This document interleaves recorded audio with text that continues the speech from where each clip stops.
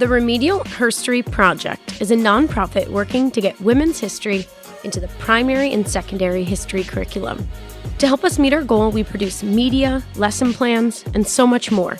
You can check it out on our website, www.remedialherstory.com. Our project is funded through grants and by patrons, potentially like you. Thank you to our patrons Jeff, Barbara, Christian, Kent, Jamie, Jenna, Nancy, Megan, Leah, Mark, Nicole, Anne, Sarah, Alicia, Katya, Michelle, Jessica, Laura, and Jackie. If you would like to join these wonderful people and become a patron, you can head over to patreon.com and become a supporter of the Remedial Herstory Project. You too can help us reform education and allow women to be seen, heard, and complicated. Hey, Kelsey. Hey, Brooke. Want to tell everyone what's happening in today's episode? Today we are going to be talking about 2 medieval queens of Islam. Mind blown. Let's get into this. Hello and welcome to Remedial Herstory, the other 50%, the podcast that explores what happened to the women in history class. Now, here's your host, Kelsey Brooke Eckert, and her partner in crime, Brooke Neva Sullivan. In this episode, we are going to be asking the question, were Islamic queens successful in the medieval era? We're going to be joined in this episode by Dr. Shahla Haeri. She is a professor of anthropology at Boston University. She's back. And she's back. If you didn't listen to it, she was on our previous episode, and I am so excited to have her back to talk about the medieval era. Yay, exciting. So, I became introduced to her through her book. It popped up as something I should read, on Amazon or something like that. Things Kelsey should read. And thank you, Amazon. The title of her book, which everyone can find, is The Unforgettable Queens of Islam, Succession, Authority, and Gender. And out now in paperback, Kindle, or hardcover in Amazon. Yes. And so when I was reading her book, one of the things that I really loved about it is it spans the early years of the aftermath of Muhammad's death. And then it takes you all the way up to present day and looking at women leaders in different periods of Islamic history. And I was shocked because while I knew women were foundational in sort of the early years of Islam, it was my understanding, sort of my general understanding, that later hadiths sort of limited the power of women. Okay. And so the idea that there would be queens of Islam leading in the medieval era, surprising to me. Yeah. And then, of course, she gets up to present day where we're seeing in the Islamic world very few women leaders. And the few that are there are mistreated, assassinated, different things like that. Anyway, I really enjoyed reading this book because it spans so much time and it gave me a really big overview of this. If you didn't listen to our previous episode, we are talking in that episode about sort of the precedent set by early documents and early female Islamic leaders for what women's leadership looks like. In this episode, we're going to look at women who, despite that sort of negative precedent for female leadership, found their way to power and thrived there.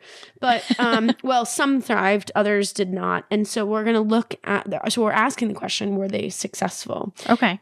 She uses several examples to make her points in her book, and she's going to share them with us Yay. Well, I'm excited. This is very interesting.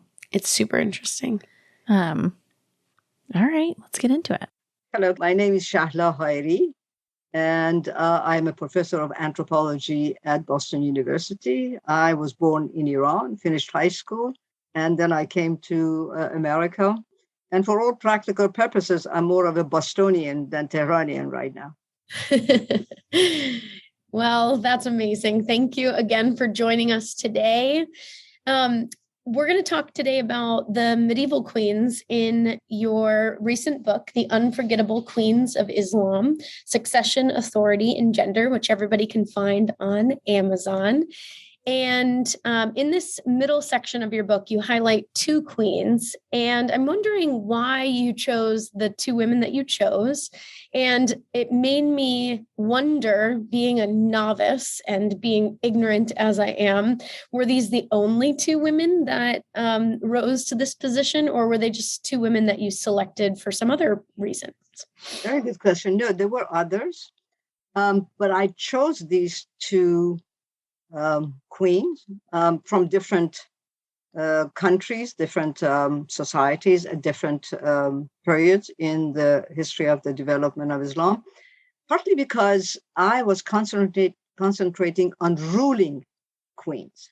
There were a lot of queen consorts, but at the same time, in 13th century Muslim world, this is really a very unique, very interesting period in the history of the Muslim world. Three queens in three corners of three ruling queens in three corners of the Muslim world ruled. This is in 13th century. One, which is the most important one, the one that I have focused on, Rania Sultan from India. Another one was an extremely interesting person. Her name is Shajaratul Dur. That's actually her title. And she was a slave girl and married the king or the sultan or the, sultan king. And then she became his favorite wife. And then when he died, she was able, a lot of things happened, but she was able to manipulate his supporters to choose her, to support her to become a queen. And she did become queen from, I think it's in the early 13th century in Baghdad, actually in Damascus, not in Baghdad. But she ruled for about 6 months. She was very powerful.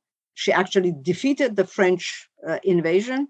But as Menisi calls the short-sighted caliph, the short-sighted caliph in Baghdad was upset that a woman is ruling these guys. So he sent an emissary, he sent a letter with an emissary saying that, what's happening to you guys? Don't you have a man to rule over you?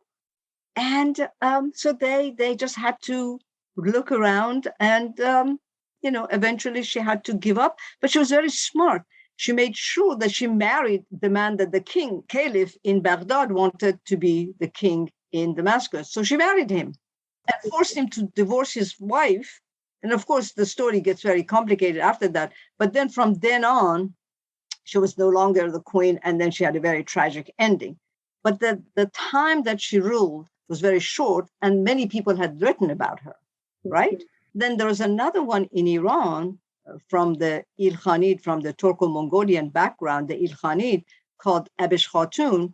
And she was very young when she became the ruler in southern Iran, but her husband was actually ruling on her behalf. And then when he died, she became a ruling queen, but she was still very young, 23, 24 years old. But then through some skirmishes, she was thrown into jail. And then eventually she was killed when she was only 27 years old. And I didn't have as much information about her in this country, and I couldn't go to Iran to do research. So then I focused on Rania Sultan of India, the early 13th century. She ruled from 1236 to 1240. She's an amazing leader, and she's still being written about, and a popular TV series is made on her life. And so she's in the folklore, in the popular knowledge, oral history of the country. So that's why I then chose Rania Sultan from 13th century. Arwa was something incredible. I didn't know much about her, and I found out myself. She is follower of the Fatimid dynasty in Cairo. She was an Ismaili, and she became a ruling queen as an historical accident, because she was a queen consort when her husband came to power. But then her husband died a few years later, and then she became a queen regent, and then her kids died, and then she became a ruling queen. And then she ruled for about 61 years or 71 years. So and not much was known about her. And I wanted Muslims themselves and also outsiders to know a lot more about her. Hence these two. Also, like there's only so much you can write. I wasn't making a survey story. I wanted to write something about these women's life stories, the way they came to power, the interactions they had with the members of their courts, those supportive of them, those fighting against them, and how well they were or they were not able to manage their court. So to really write a chapter about each is not doing them justice, because books are written about them. But then less than that, I thought would be injustice to them. That's amazing. So it sounds like there was a lot of rich examples you could have chosen from. You point out a really important limitation of history is having sources to back it up, and you didn't have some available to you on other women. So that makes total sense to me. Exactly. So of the two that you selected, Arwa and Razia, how did they get paths to power? And these women are in really different places in the world. So they must have really different paths to getting to power. How did they do that? Well, on the whole, we can talk about certain dominant path, whether for men or for women to get to power. In medieval times, one of the most important paths to power was through violence, right? So if you happen to be the leader of a tribe, so what you would do, either you support the person, or if you were more powerful, if that person didn't have popular support, internal support, a lot of intrigue within the court, then you could just topple him, get into power. So violence is very important. Second principle, which may work hand in hand with violence or separately, is through dynastic succession. That is very important. Even if you are in a tribal community, succession relationships, blood relationships are very important. And many people pay attention to that. And that becomes an important principle for succession. So for these women, to begin with, they were from a very powerful families, although Arwa's background is very different from Rania Sultan's background, because Razia's father was a slave himself, who was bought by Razia's grandfather, whose daughter married Razia's father, and here we have Razia. So the path to power just follow more or less similar directions. One, in both cases, they came, well, the difference is here.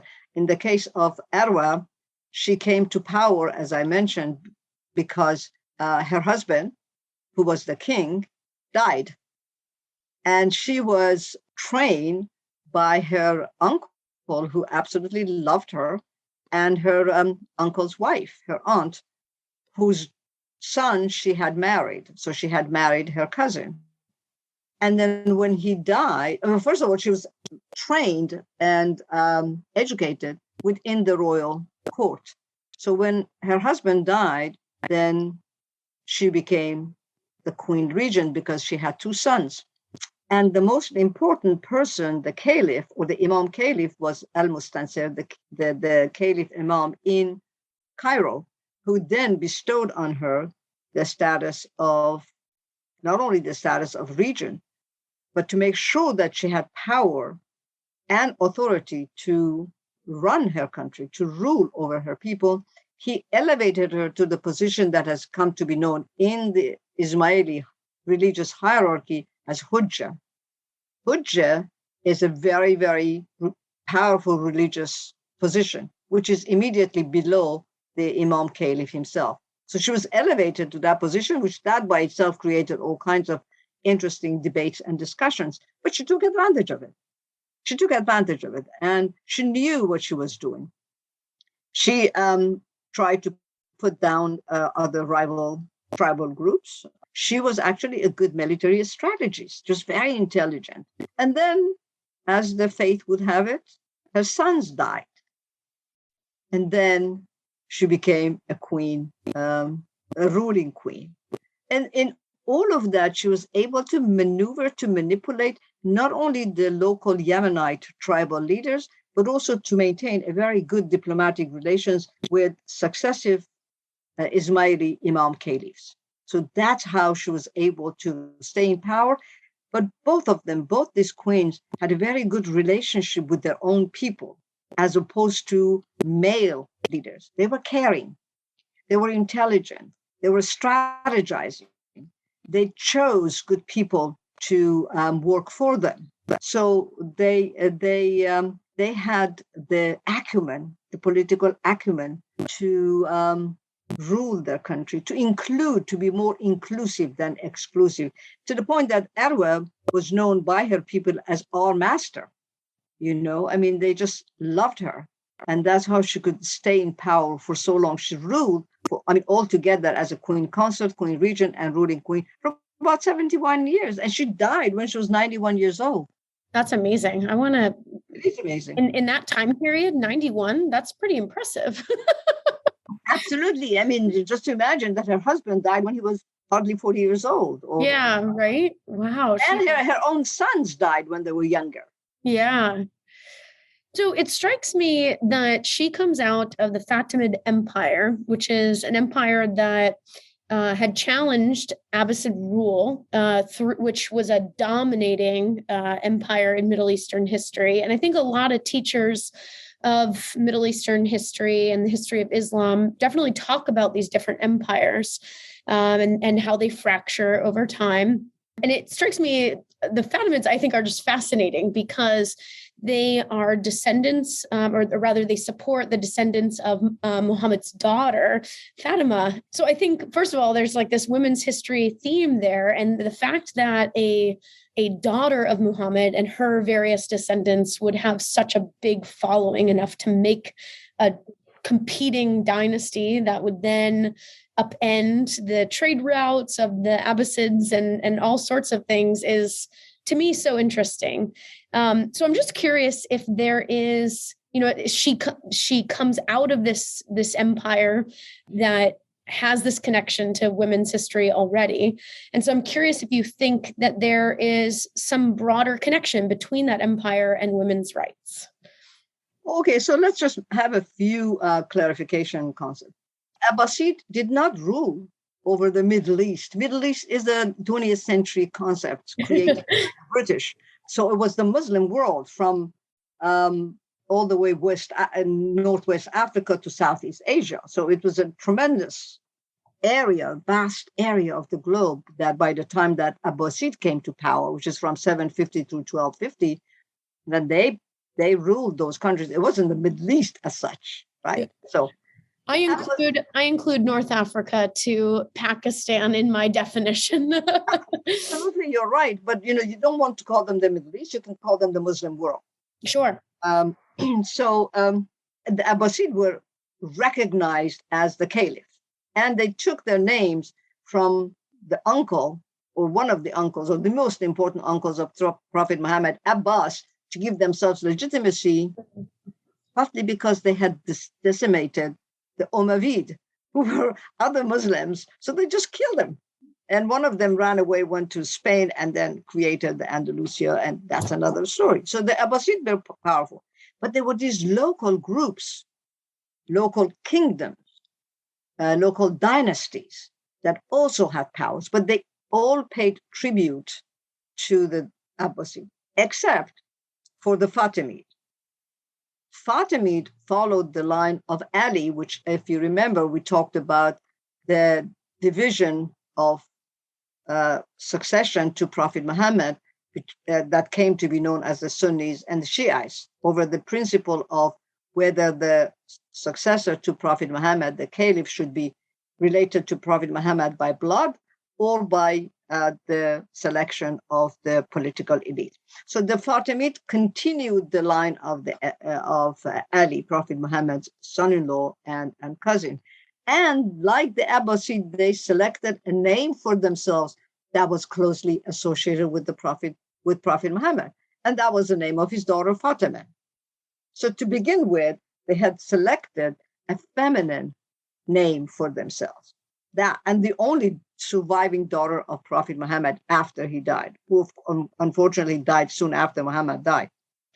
So to begin with, they had a very different approach to leadership, relationship to women, and also to of course, the tenets of religion, right? But many of these leaders, whether they were the Fatimid or the Abbasid, right? I mean, they were very, very powerful. And of course, the Fatimids created political rivalry with the Abbasid. They didn't recognize their leadership, and they created all kinds of problems for them. But what's important to realize is that many of these guys would have concubines, tons of concubines. And the concubines were either women who were enslaved in various wars that they had, or they were brought in to the court and presented to the king or to the caliph or to the Imam Caliph. So the Fatimid, many of the Fatimid Imam Caliphs married. I mean, the marriage actually is not a correct word. Cohabited, shall we say, with a lot of concubines, Christians, Jews, Armenians, Africans from all over the world. So many of the followers, in fact, had a diversity of ethnicity and background. And in fact, one of the most important women that did not become a ruling queen, but was queen regent, is the daughter of the fifth Fatimid Imam Caliph. Her name is Set al-Muluk, or Set al-Mulk. Set al-Mulk had actually a private army to himself. She was very powerful. And apparently her brother came to power when she was trying to prevent him, but then he did come to power. But he became strange, this crazy ideas he had. And he used to just wander off and walk by himself. In one of his, walks and tracks, he disappeared. He just simply disappeared, right? And many people think she was instigating his disappearance. But what she managed to do was that to have his son to become the caliph, and she became the regent, queen regent, right? So there were very many powerful women. But her mother was a Christian slave who married to the king and then became very powerful. So she already had sentiments for diversity of religion, particularly. And many of the Fatimid, as one of the main strands in their political educational order, was to educate people, particularly the royal prince and princesses. So education was part of the upbringing of the Ismailis, and many of them did not cover their hair. So that wasn't part of the tenets, rules of religion. And besides, veiling has always been disputed. The way that it has been imposed in present modern societies. I wanted to tap into your comment there about veiling, because I think that is a controversial piece. I wanted to tap into your comment about veiling because she was raised by her aunt Asma, who had close connections to power, and she doesn't veil. And so I'm curious, in your book, you say she had the exalted rank over men from whom other women are secluded from. And this is a really different way of thinking. I have always, there are many debates about veiling, like you said, and some women obviously see that or feel empowered by veiling, and that and we've talked about this previously on our podcast. But this is actually, to me, this seems like it confirms, I think, maybe a more Western feminist perspective that veiling is demeaning to women, because at least that's how I'm reading it. And I'd love for you to comment, because it sounds like other women are kept from her as sort of like as a demeaning message. And so I'm just curious, this is different than how I've thought about it. And I thought Muslim women in particular thought about it. And I know they're not a monolith. So I'm just curious if you could speak to that a little bit more. Well, I think your curiosity is well taken. I was too, and I can only speculate why that comment was made about her, because that's what I found in original primary sources when I was reading that. My understanding is that, first of all, let's just take the history of veiling, all right, to some extent. What we know is that veiling was a tradition of aristocracy in the Persian Empire, right? Because upper-class women, women of the elite who happened to venture outside, needed to cover themselves so that their jewelries, their fineries, their beauties, or whatever they had would not cause discomfort or competition or envy on the part of the other. So they were. This was a sign of distinction, not sign of oppression, and that was very important. That was what was suggested by the Prophet at a time when he was becoming very powerful, and those women who claimed to have joined him started being harassed. So for them to show that they were part of these select group, these new group, this chosen group, was suggested to cover their bosoms, to cover themselves when they go to the public, so that others would know that these are respectable women and they would not create or they would not harass them. And of course, the way that it is said how you're to cover yourselves has been interpreted and disputed, and we don't want to get into that. But why does women among the Fatimid at that time, she was the queen mother, was said to specifically not to cover her hair because of her exalted position. One of the interesting things we need to understand about the slavery in Islam is that women can own slaves, pretty much that men can, right? Men can have sexual relations with their slaves. They don't need to marry them. They can just simply have sexual relations with them. Women could have slaves, but they could not legally have sexual relations with them. But because of their station, they did not need to cover themselves in front of their slaves, right? So by associations, I can make a guess that because her position was so high, any other person was, in terms of rank, beneath her. So she did not need to veil herself. It's not to demean women who decide to wear. They did not say that. I don't think there's any organized campaign by the Ismailis to say women do not need to cover themselves, but they left it more or less to individuals. As I said, Sitt al-Mulk also did not cover her hair. These are women of high ranks, right? That they did not do that. But if other people wanted to do it, they could do it. In fact, her brother, who became really completely crazy, and now he has, of course, some other followers known as Druze, he forced women to wear the scarf, stay home, not come out.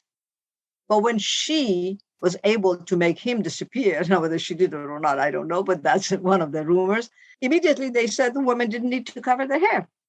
So that became something. And she was, as I said, her mother was Christian. And that's not to say that many Christians do not cover their hair. They're quite respectful when they go, particularly to church in part of the East and the Muslim world. So I think that's how I understand the fact that Asma, as the queen mother and the most powerful person in the court, did not need to cover her hair. And that to the point that a comment was made about that whole act of not covering her hair. Hey, Kelsey, I don't think our listeners know about the new upcoming project that we're working on. Which one? The video series. Oh, the video series. That's awesome. I know. So I thought we could tell them a little bit about what the project is, how it's funded, and what the purpose is. Well, we are producing a video series, 25 episodes on U.S. history, 25 episodes on world history. And the point of these is to provide teachers who don't know women's history with like a 10-minute video that they could play for their class. So say you're teaching a lesson on the American Revolution. Here's 10 minutes about women in that time period. Amazing. And it could be a foundation that you can springboard from and do something really cool on those women. And these videos are, yes, you, but they are fully scripted. You can look at the scripts. They're nicely edited with some really great content. Yep. They're vetted by historians, 2 PhDs at least in history. So, people smarter than me. But they're going to be free and they're on YouTube. And they'll be on YouTube. They also have a comedian from Hollywood who is helping to make them funny. So it's, because I'm like kind of boring. No, very funny.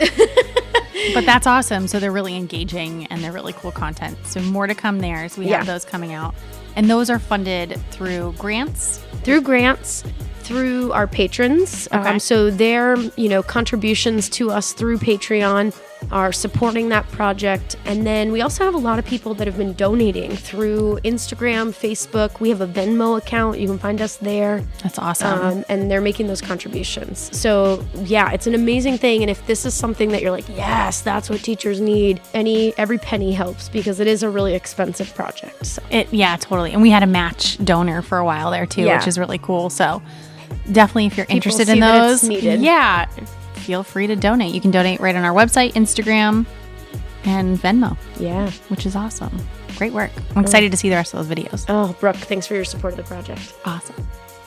So what kind of queen does Arwa go on to be? She comes to power, and I'm just curious how would you define her rule? Is she a powerful ruler? Is it chaotic? She lives for a long time, obviously. So she must, to some extent, have created a degree of stability. But what is her rule like for the people that live in her kingdom? Again, we have to speculate some of that because of her background being an Ismaili. And the Ismailis were overthrown by the Ayyubid, and many of them were killed. So what she did was to hide a lot of the primary sources and documents that had to do with her or her, court and her people. And many of them didn't come to our knowledge until many, many years, centuries later. But what we can say about her is that she was quite authoritative. She had a good sense about herself. She was charismatic. She was caring. She had particularly a good sense about her people. Again, what we read in the primary sources and others that have worked on her rule, is that she did not tax people, usually. She created trade route between Yemen and West India. She was, more than anything else that I can just understand from what I read, was a caring person. She was not a wishy-washy person. She would punish people who did not obey her. In fact, there are many interesting stories about her son, one of her sons-in-law, who wanted to get another wife, and she actually just made it impossible, threw him out of Yemen. He had to go to Cairo. So she was a very authoritarian, shall we say, an authoritative person. She had a good sense about herself. She was caring. She was charismatic. She cared about her people. For that matter, people liked her. And even though there were other people in other tribes who tried to stage struggles against her, they did not get anywhere. That to me sounds like she was pretty successful in. Absolutely. Yeah. Okay. Yes, you're right. I mean, again, it's not easy to be a queen. I mean, she was effectively the ruling queen, even when her husband was still alive, or her children, her 2 sons, particularly one of them became, a very young child, caliph. She was effectively the ruler, and she knew what she was doing. And people liked her, and to the point that we still have streets after her, and her where she's buried is being as a pilgrimage center. Talk to me about her decline and the end of her rule. What brings that about, and what is the aftermath of her rule like? Effectively, death, age. She became very old, and that she died, and that was unfortunately the end of her reign and the reign of the dynasty that she was, a ruling queen. I think maybe, again, because they're not in the Sulehid, this is the dynasty, there are not that many, or at least I haven't been able to find a lot of information about what happened towards the end of her state. She split more or less, not officially, but from the Fatimid Imam caliphs who were living in Cairo and ruling in Cairo, and she was down south in Yemen. And in fact, she created more or less, or founded more or less, a branch of Ismailism that is split from the dominant Ismailis. Of course, it had started just before, she got involved in that. But anyways, she died of old age. And by the time she died, that does not seem either she had mentored a successor, or that there was any other important successors to emerge from this, gradual weakening of her, just primarily due to age, and also maybe tribal competitions, to the point that a few years after she died, there were one or two other people from the Sulehid who did claim a success, the dynastic succession, but it was not successful, and they were eventually decimated by the Ayyubid, by the other dominant groups who came to power, who were still paying tribute to the Abbasid back in Baghdad. So that's how she basically died.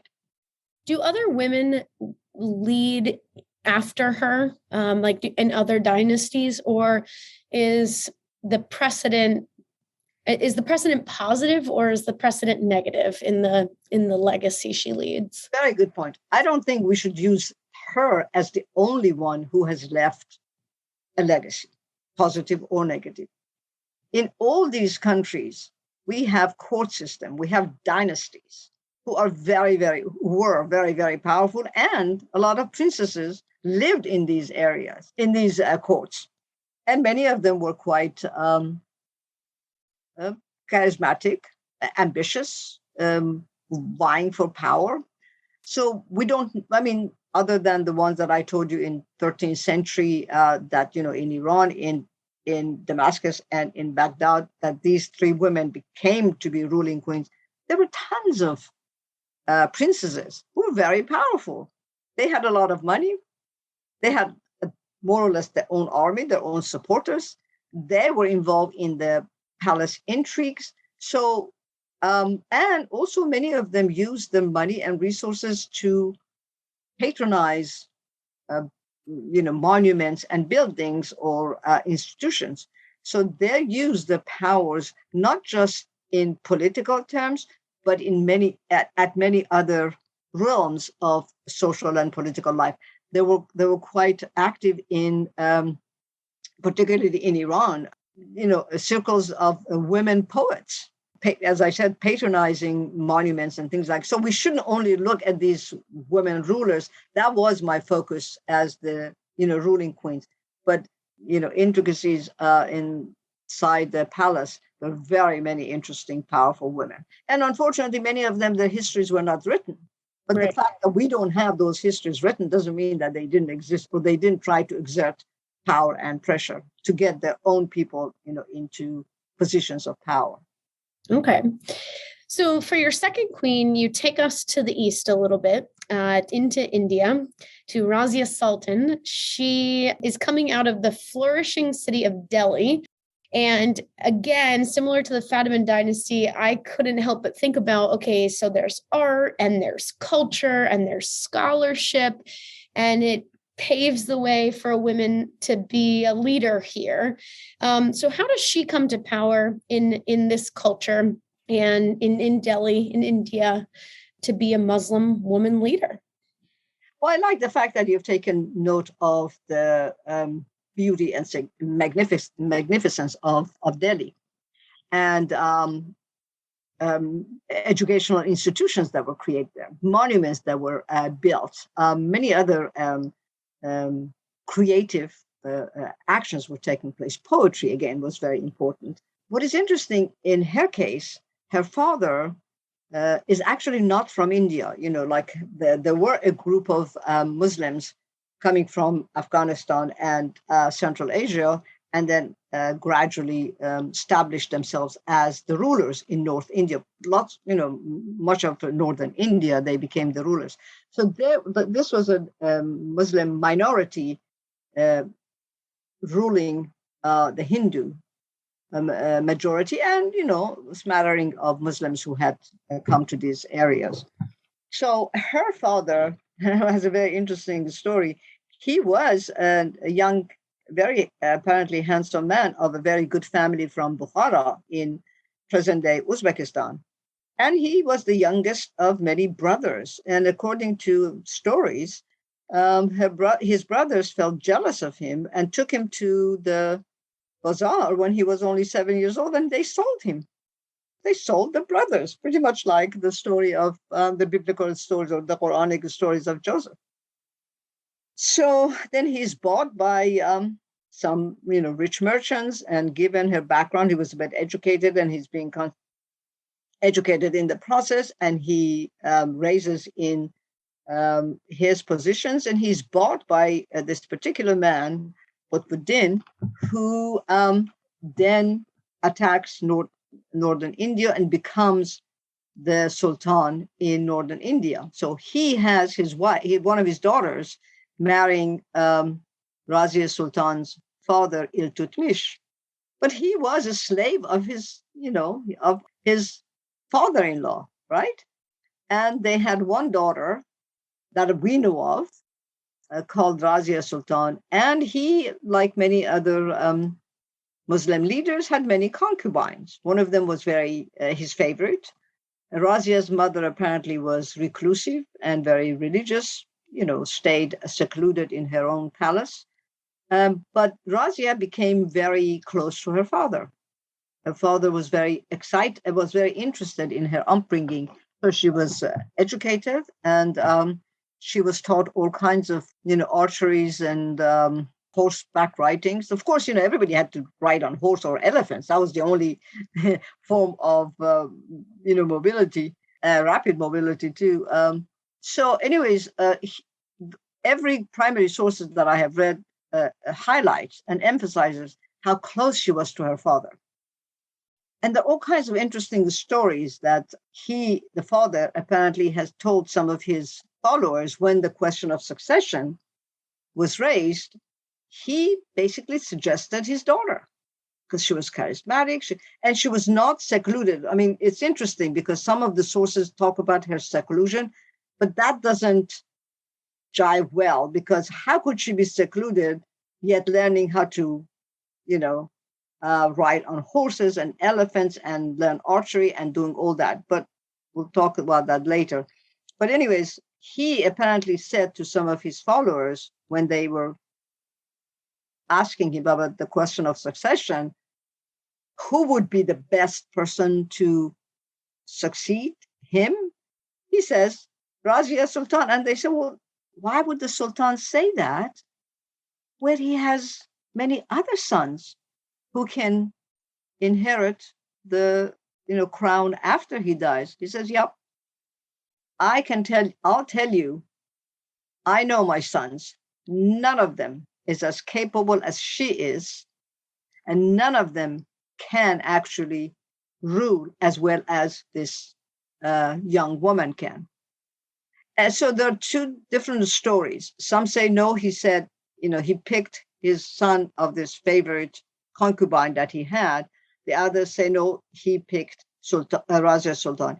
In actual historical fact, when he died, that young man's mother, who was very powerful within the court and had already created a network of alliances, managed to get her son into position of power and to wear the crown and to get the green dress or whatever it was called, the insignia of leadership. But then he was an attractive young man. He started playing it up, spending the money within the bazaars and, drinking and dancing and, having dancers around him, and maybe he himself danced too, who knows? And then Razia realized that his mother, that is to say her stepmother, was actually planning to kill her. She had already managed to kill one of his young brothers, who was apparently a very good young man. She had him blinded and then killed. So Razia recognized that 6 months into her brother's reign, she realizes that her life is in danger. And there's very interesting stories. Some historians say it happened, some say it didn't. But anyways, the story is that on one particular Friday, she goes to the terrace, to the balcony of the palace, which was adjacent to the mosque. And she addresses the people who had come to visit her, to the mosque.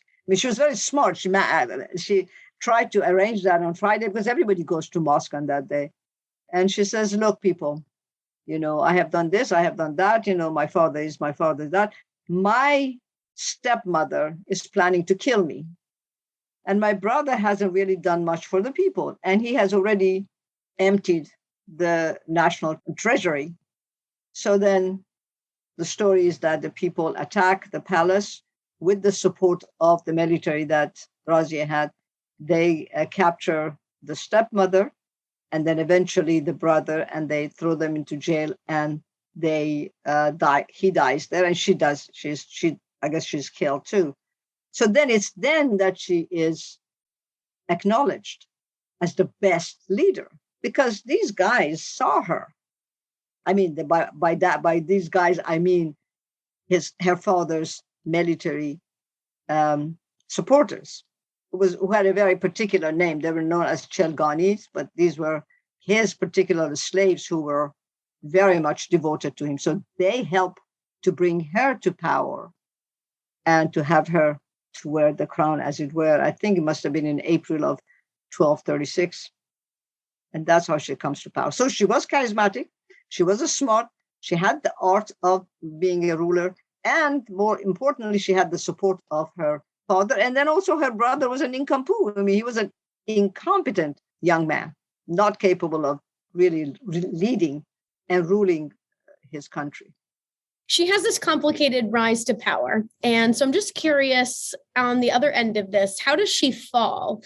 Does the policing of her relationship with others and, with these men that she's interested in have anything to do with that? We seem to see those themes in present day, the policing of women's relationships.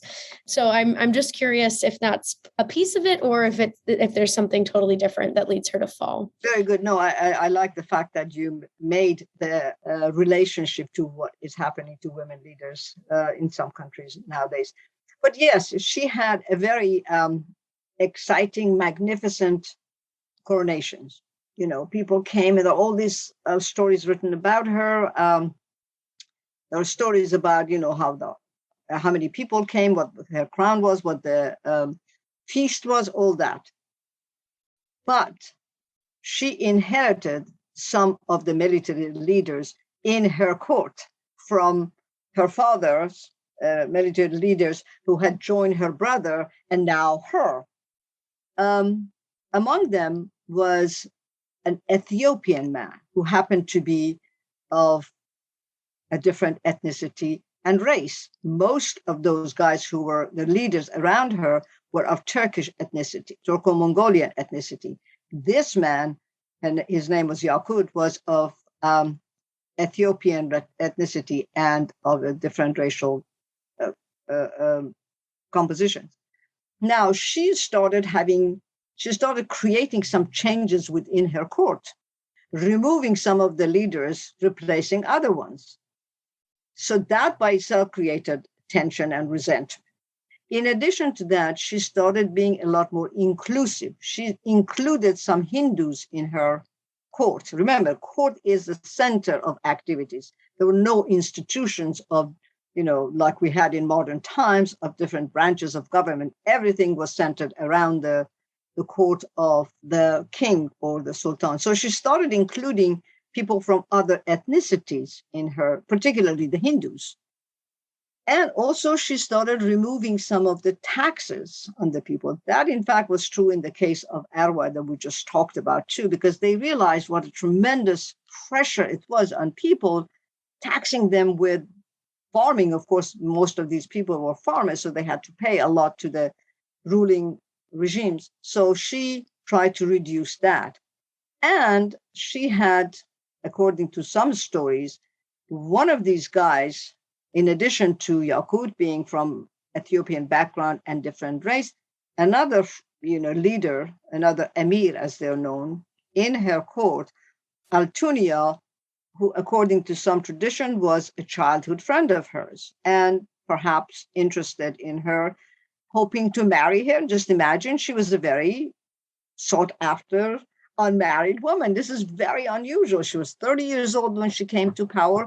She was not married. Of course, we don't know how she looked, whether she was beautiful, tall, short, fat, skinny. We have no idea how she looked. And the court biographer, Jose Johnny, says nothing about her physicality and her looks. So we have to just make assumptions about that. But anyways, you would think that in her positions, there would be very many men who may want to marry her, particularly her father's devotees and supporters and former slaves. And she didn't want to marry, apparently.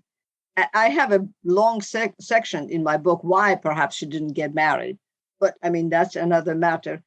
For our purposes now, she was not married. So this guy, Altunia, was interested in her.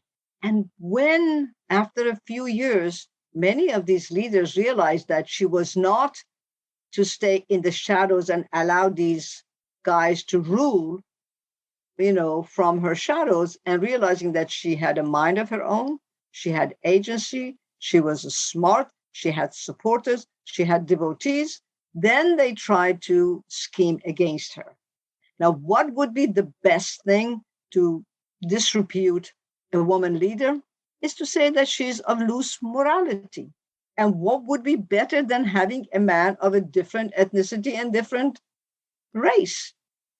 So they started this rumor about her having relations with this man, which was totally untrue.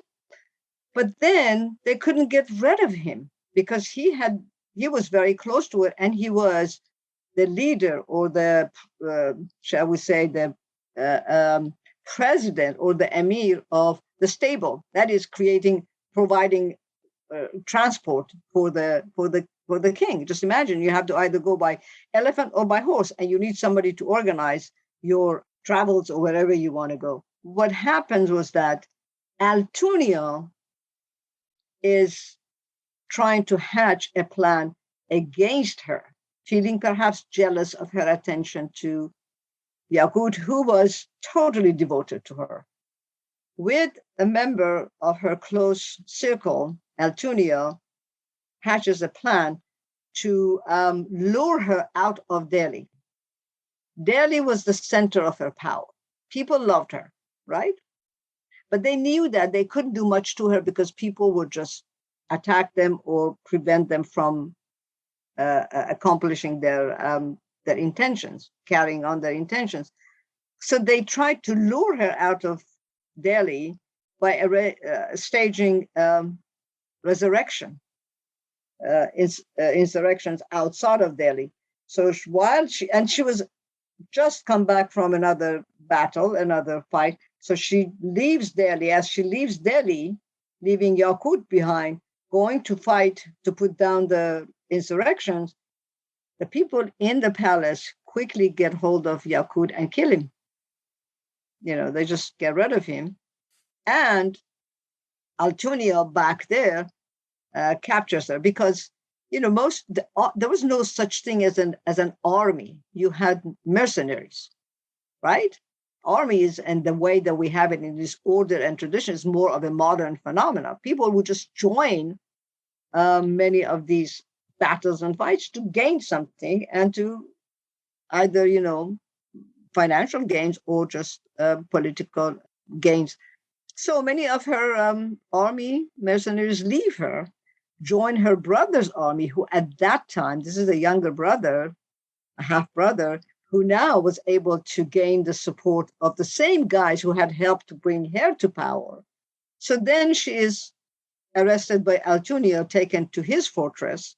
Then her brother is crowned as the new sultan.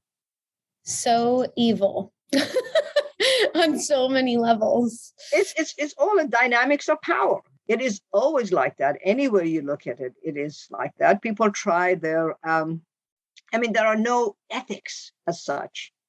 Look at what's happening in our leaders here. They say something about our former president one day, the next day they completely go the other way, and then they try to kiss his, hands. So it is all in the dynamics of power. And there's a interesting saying attributed to the late Justice Scalia, who has said apparently that the first instinct of power is to preserve power.